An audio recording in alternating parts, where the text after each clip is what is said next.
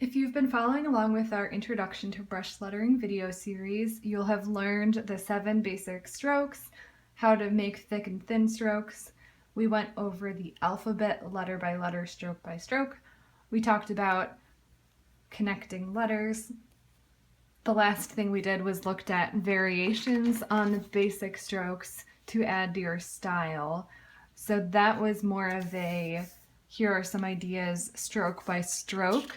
But now we're going to talk about styles and techniques that you can apply to your lettering as a whole, or if you look at it instead of stroke by stroke, if you look at it by words, phrases, and pieces as a whole. So let's get started. Each of these shows an example and how it will look if you vary your style. The first one, or the first two really, deal with the angle that your writing is on.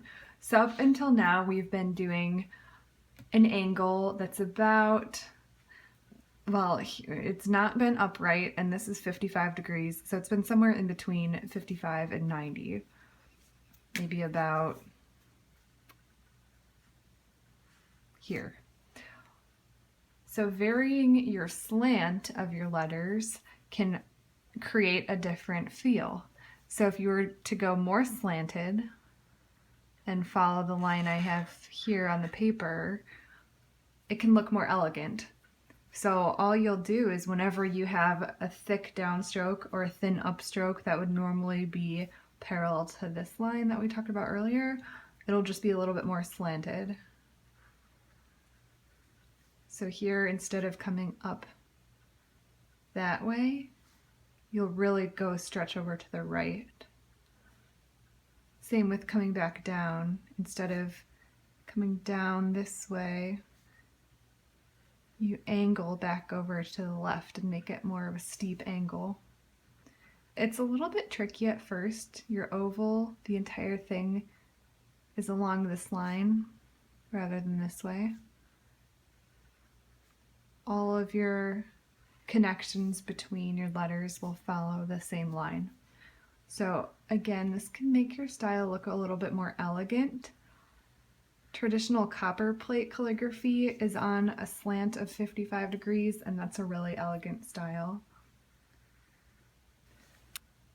So another way that you can vary your style through slant is by making it more upright. This one looks a little bit more playful, a little less elegant, but really instead of making along this slant line, you'll be upright. I find it really difficult to do this style. You'll probably notice that my attempts at being perfectly perpendicular or 90 degrees are a little bit off if you look at just the big lines going down, but it's a lot more upright than this first style. So just be thinking every time you are going down or up to follow a different slant. Again, this can look more playful or edgy. Usually doesn't look very elegant if that's what you're going for. Okay, so slant, 2 options. The next thing you can add to your style is varying your baseline. So up until now, we've always rested our letters on the same baseline with our X height. Everything is sitting on the same level. But here, I've drawn some dotted lines for where my baseline is varied. So this one, it can be difficult at first to make it look balanced.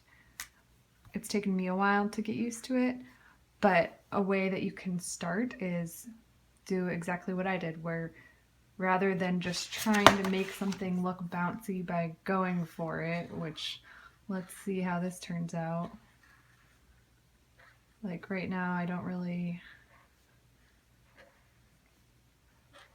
I'm thinking of where my variations on my baseline are, here, here, here, here, but it's a lot easier if you plan it out ahead of time and draw dotted lines, or at least mark somewhere where you're planning on varying the bounce, just to make it look a little bit more planned, or even though the whole point of this style is to look free and loose, you don't want it to be messy or chaotic. Unless you're writing the word chaos, then you might want that. Okay, another thing you can add, and this goes back to the variations we talked about on the basic strokes, are flourishes. So I would consider anything that adds ornamental design to your lettering is a flourish. And these are good places to start, is adding them right into your basic strokes. You can also add in, like, this R has a cool little flourish underneath it that's not really part of the letter. I'll trace this for you, but basically you don't want to add too many flourishes or else it'll start to get a little bit cluttered. Here's a tip on this flourish for the L. You could start it over here, go up, come back down like that. I actually find it easier if you start and you make the main foundation of your shape, which is this thick part here, then come back up and add it back in and connect at the top. You could start at the top, go down and do it that way. Just make sure you're not getting too thick with any of these flourish lines, because that'll really throw off the balance of your piece. So any ornamental lines, especially if they're sideways, I like to keep them thin, but of course feel free to experiment. So keeping them thin and balanced, not throwing in too many so that you can still read what you're trying to write. So here I'm going to pause.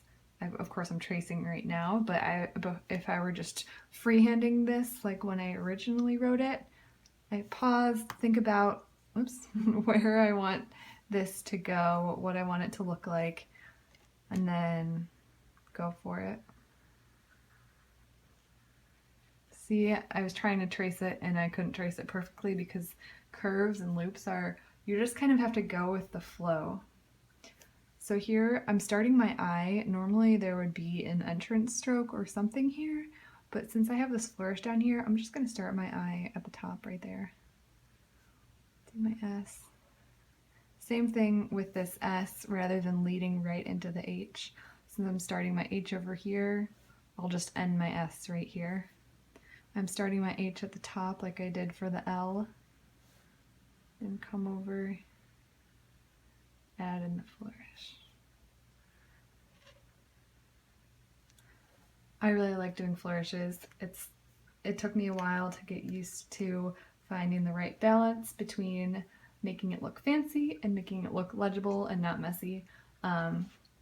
But another style and technique that I really like is mixing and matching styles of lettering. So that's a reason why I love these Tombow pens, because one side is the brush side that we've been using with the flexible tip. The other side is this bullet tip that you can use to make just a different style. So I usually start off with the bigger or more prominent word, which is usually the one that's brush lettered. And then I'll go back in with the other side of the pen and add some more words, like mix and match. So this is great for if you're writing quotes. Actually, I have an example right here. You don't want to emphasize everything in a quote because then nothing stands out. So if you can mix and match your styles, then confetti stands out because not everything, not all 6 words, 1, 2, 3, 4, 5 words are written in brush lettering. So that's just something to think about. I have another example